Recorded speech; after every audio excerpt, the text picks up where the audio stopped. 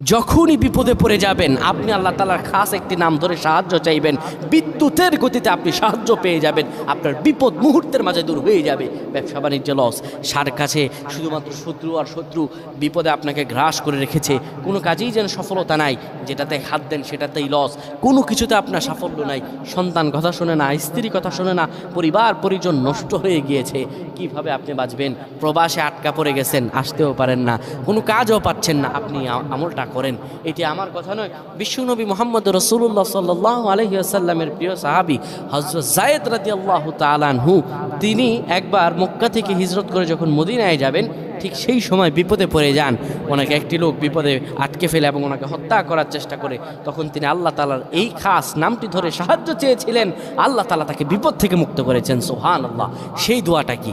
তিনি যখন বিপদে পড়ে যান তিনি বলেন, আগিসনি ইয়া রহমান।